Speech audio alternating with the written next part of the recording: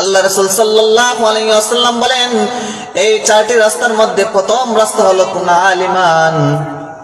এক নম্বর রাস্তা হলো তুমি আলিম হয়ে যাও। আগেই বলেছিলাম দুনিয়ার মধ্যে সর্বশ্রেষ্ঠ মানুষ হলো উলামায়ে কেরাম। আল্লাহ রাসূল বলেন জান্নাতে যাওয়ার অনেক রাস্তা রয়েছে, এর মধ্যে সবচেয়ে সহজ রাস্তা হলো কুন আলিমান, আলিম হয়ে যাও। কিতাবের মধ্যে লেখেন কাল কিয়ামতের কঠিন ময়দানে উলামায়ে কেরামের যে ভুল ত্রুটি হয়, মানুষ হিসাবে তো অবশ্যই আলিমদের ভুল ত্রুটি হবেই।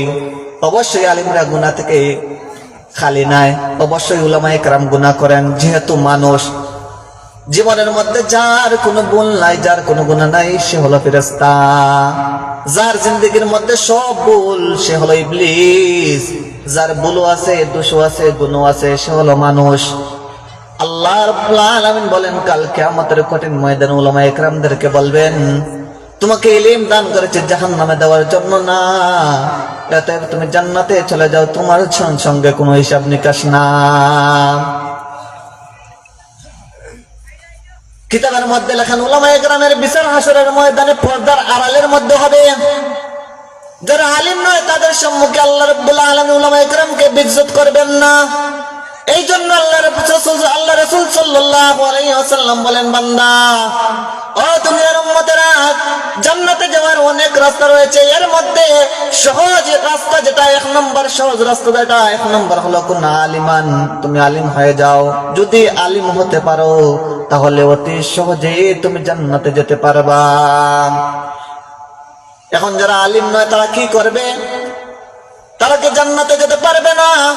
আল্লাহ রাসূল সাল্লাল্লাহু আলাইহি ওয়াসাল্লাম বলেন যারা আলিম নয় তাদের জন্য অপশন রয়েছে। 2 নম্বর হলো মুতাআল্লিমান, জান্নাতে যাওয়ার 2 নম্বর সহজ রাস্তা হলো তুমি আলিম হতে পারো না, কোনো অসুবিধা নাই, আলিমের ছাত্র হয়ে যাও।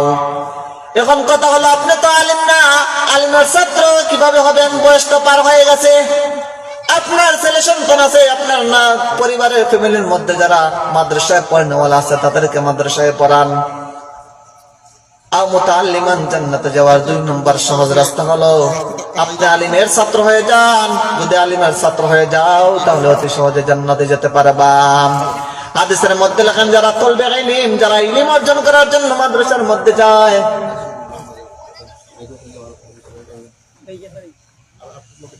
আলহামদুলিল্লাহ আমরা আজকের মাহফিলের প্রধান মেহমান মুআজ্জাজ হযরত মাওলানা শরীফুজ্জামান রাজীবপুরী হুজুর আমাদের মধ্যে সুবিধুর ব্রিজের মধ্যে চলে এসেছেন। আমরা আশা করছি অল্প কিছুক্ষণের মধ্যে আমরা আমাদের মাহফিলের মধ্যে চলে আসবেন। এই জন্য আশেপাশে আমরা যারাই আছি আমরা তাড়াতাড়ি করে মাহফিলের মধ্যে চলে আসি। এই জন্য আমি বলতে চেয়েছিলাম যে জান্নাতে যাওয়ার অনেক সহজ রাস্তা রয়েছে, এর মধ্যে 1 নম্বর হলো আপনি আলিম হয়ে যাও, আর 2 নম্বর হলো মুতাআল্লিমান, আপনি আলিমের ছাত্র হয়ে যান, তলবে ইলম হয়ে যান। হাদিস শরীফের মধ্যে আল্লাহ রাসূল সাল্লাল্লাহু আলাইহি ওয়াসাল্লাম বলেন যে কাল কিয়ামতের কঠিন ময়দানে তলবে ইলম যারা, ছাত্র যারা, তাদের মা বাবাকে কাল কিয়ামতের কঠিন ময়দানে এইভাবে দেখা যাবে যেইভাবে দুনিয়া থেকে চন্দ্র দেখা যায়।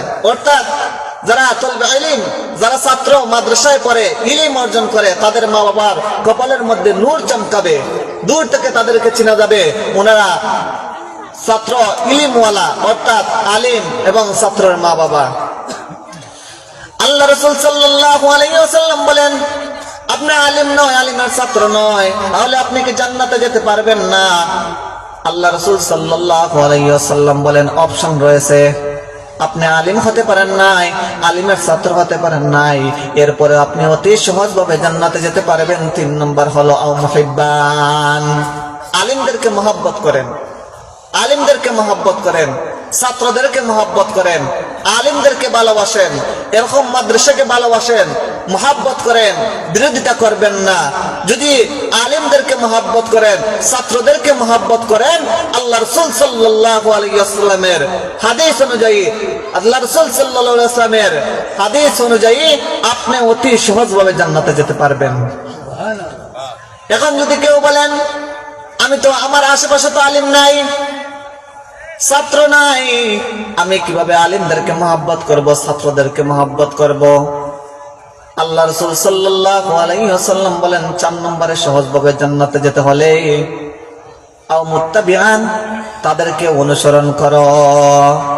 উলামায়ে কেরাম যেভাবে বলেন সেইভাবে জিন্দেগি গঠন করো। উলামায়ে কেরাম যেই পথে চলার কথা বলেন সেই পথে চলো, তাদের কথা মতো জিন্দেগি ফিটিং করো। যদি তাদের অনুসরণ করো, মনে রাখবেন মুসলমানরা, নেককার উলামায়ে কেরামদের অনুসরণ করা মানে আম্বিয়ে কেরাম নবীগণের অনুসরণ করা, তাদের কথা মানা মানে নবীদের কথা মানা, তাদের সাথে বাদ আচরণ করা মানে নবীর সাথে অপমান বাদ আচরণ করা। আল্লাহ রাসূল সাল্লাল্লাহু আলাইহি ওয়াসাল্লাম বলেন, আপনি আলিমদেরকে কাছে পেলেন না, আলিমরা আপনার গ্রামের মধ্যে নাই, ছাত্র নাই, তাহলে আপনি কিভাবে মহব্বত করবেন? আপনি কি জান্নাতে যেতে পারবেন না?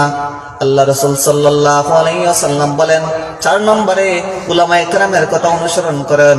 উলামায়ে কেরাম যেই পথে চলার কথা বলেন সেই পথে চলুন।